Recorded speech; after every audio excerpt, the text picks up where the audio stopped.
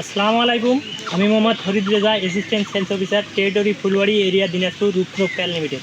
আমরা গত 16 তারিখে একটা ভুট্টার মাঠ দিবস করছিলাম। ভুট্টাটা আজকে মাড়াই হয়েছে আর কি। আসলে কৃষকের মুখে শুনবো যে এর আগেও তো উনি অন্যান্য জাত লাগাইছে, কেমন ফলন হয়েছে।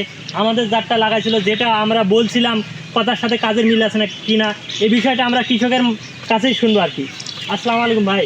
ওয়ালাইকুম সালাম। ভাই, তো আমাদের পাইনিয়ার P35-26 লাগাইছিলেন ভুট্টা। জি, আমরা বলছিলাম আপনার একর প্রতি প্রায় 200 থেকে 210 মণ ফলন হবে। আমাদের কথার সাথে কি কাজের মিল আছে? হ্যাঁ, অবশ্যই মিল আছে।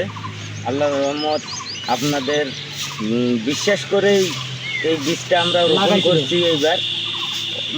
যাই যতটুকু অল্প অল্প করেই আমাদের বলছিলেন 1 কেজি, কেউ 5 কেজি, কেউ 3 কেজি, অল্প করেই লাগান। অল্প করে আগে আমাদের দেখেন, আগে বীজটা বেশি লাগার জন্য আগ্রহী করে দেননি ভাই। তো কত শতাংশ বাড়িতে কি করে ভুট্টাটা লাগাইছিলেন? এটা আমি 28 শতক জমিতে লাগাইছিলাম। এই পাইনিয়ার 28 শতক লাগাইছি। 28 শতক জমিতে আমার ভুট্টা হলো 56 মণ। 56 মণ, মানে শতকে প্রায় 2 মণের কাছাকাছি। হ্যাঁ, 2 মণের একটু কম হচ্ছে। আমাদের এই অত্র এলাকার ফুলবাড়ির পরিবেশক আমাদের বুলবুল ট্রেডার্স, উনিও আমাদের এই পাইনিয়ার P35-26টা লাগাইছিল। ওনার কাছেও শুনবো আমরা ওনার কেমন ফলন হচ্ছে। এর আগেও তো অন্যান্য জাত লাগাইছিল, ওনার কারণে শুনবো। আসসালামু আলাইকুম। আমি মূলত রূপপুর কেয়ার লিমিটেডের এখানকার পরিবেশক এবং আমি মূলত কৃষক একজন। তো ভুট্টা আমি বরাবরই আবাদ করে আসি। অন্যান্য জাত এর আগে অনেক প্রকারের হয়তো আবাদ করছি, কিন্তু ফলন আসলে আশানুরূপ পাইনি। 170 মণ সর্বোচ্চ আমি এর আগে হয়তো ফলন পাইছি অন্যান্য ভুট্টায়। কিন্তু পায়োনিয়ার এবার আমি পায়োনিয়ারে লাগাইছি। মূলত আমার P35-26 লাগাইছি এবার। আমার জমি 65 শতক, ফুলফিল 65 শতাংশ। সেটাতে সর্বোচ্চ ফলন এবার আমি পেয়েছি, সেটা 133 মণ আমার 65 শতকে ফলন পাইছি। মানে আমরা যেটা বলছিলাম সেটাই পাইছেন আর কি। হ্যাঁ, তার থেকেও বেশি পাইছেন। তার চেয়েও বেশি। এখানে আমাদের এক ব্যবসায়িক ভাই আছে, আসলে উনিও তো অনেক লোকের ভুট্টা কিনে আর কি। আমরা আজকে ওনার মুখ দিয়েই শুনবো আসলে ভুট্টাটার ফলন ওনার জানা মতে এটাই সর্বোচ্চ কিনা আর কি। উনি তো এর আগেও ভুট্টা কিনছে। ভাইয়ের নাম কি হচ্ছে ভাই?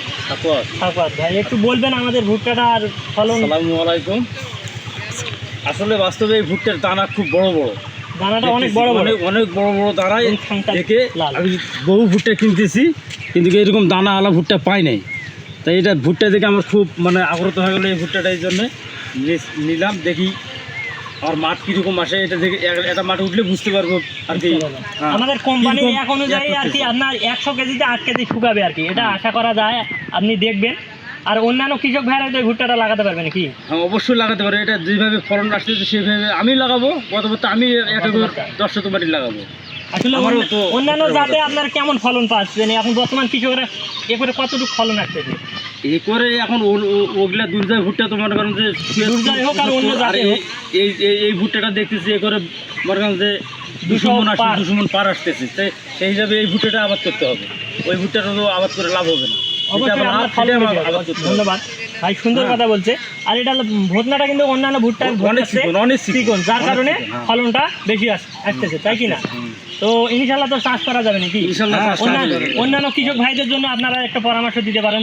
অন্য কৃষক ভাইরা কি চাষ করতে পারবে? উৎসাহ দেবো। ধন্যবাদ সবাই। আসসালামু আলাইকুম।